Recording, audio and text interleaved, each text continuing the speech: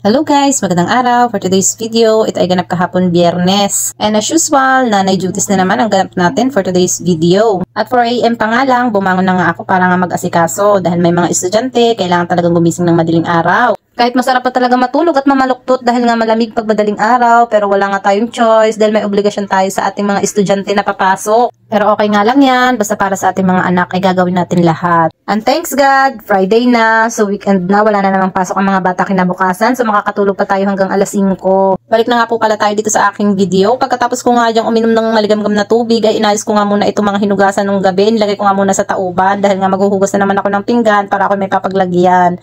Pagkatapos ko nga ipatas yung mga pinggan, ay kinuha ko na nga itong chicken patty kasi yan ang aking ipapabaon kay Dayan at ipapaalmusal. So hindi nga pala pumasok si Ate Kate kahapon kaya si Dayan lang ang papasok at nagprito nga lang ako dyan ng 3 chicken patty. At ayan yung isa pinangulam nga ni Dayan tapos yung isa pinabaon ko kay Sir. So meron nga sisig, yun na nga lang ipapabaon ko, idadagdag ko nga dun sa chicken patty. At fast forward na nga dahil nalobat nga ako kaya dito na agad ang video. Pagkatapos na maligo dyan ni Dayan, ay ayan binihisan ko na siya as usual. Napakakulit niya guys. Ang kulit-kulit talaga niyan kapag binibihisan ko.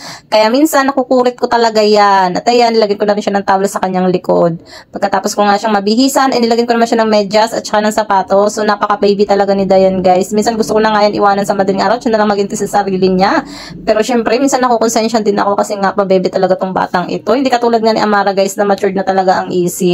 Si Dayan po kasi ay napaka-baby pa niyan at siya kasi ang pinakabunso sa mga apo. Pagkatapos ko nga siyang bihisan dyan at sapatusan, sabi ko siya na nga lang ang magsuklay sa kanyang sarili at ayan sumunod naman siya. Pagkatapos nga ay umalis na rin kami, kinuha ko na nga itong bag niya at kanyang baunan.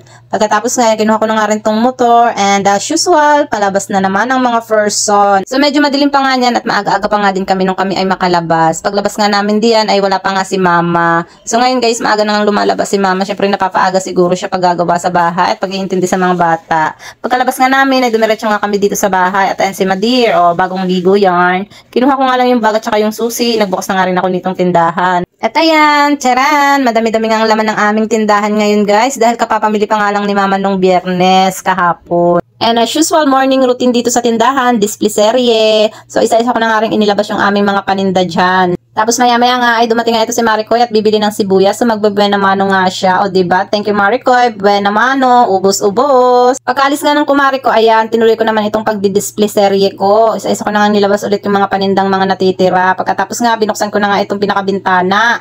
And fast forward na nga, pinuyuran ko na nga yung mga bata dyan sa mga oras na yan. So, ganyan nga aking tali sa kanila. O, diba? Taling tamad yan, guys. Pagka ganyan, madalian lang talaga. Pagtapos ko nga kay Dayan, ay si Amara naman.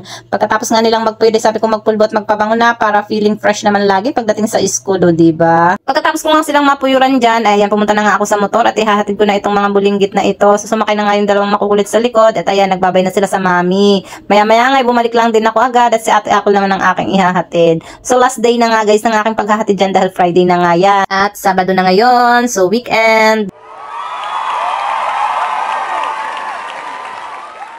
Kumuha nga ako ng 20 pesos at bibili nga ako dito sa generics ng MX3 Coffee dahil nga ubos na ang aming Fernsey, kaya ito muna ang aming kakapihin for today's video. At pagkabili ko nga, ayan na, magtitimpla na ako ng coffee dahil kulang ang morning kapag kulang coffee dahil coffee is life. At fast forward na nga, dahil nga ako ang tindera niyan sa tindahan, kaya dito ako sa tindahan magla-lunch. At yan nga ang aking ulam ng mga ordinaryong tao, tuyo, patola at saka kamatis. So ayan guys, habang nasa tindahan nga ako nagbabantay, for the lamon na nga muna ang person dahil nga gutom na. So tuyo nga lang ang aking ulam dyan, tsaka kamatis. Tapos may sabaw ng patola, o diba guys? Ayos na yan. Dahil sa totoo lang guys, mas gusto ko talaga yung mga ganitong ulam, hindi nakakasawa. So that's it for today's video. Thanks for watching. Paalam!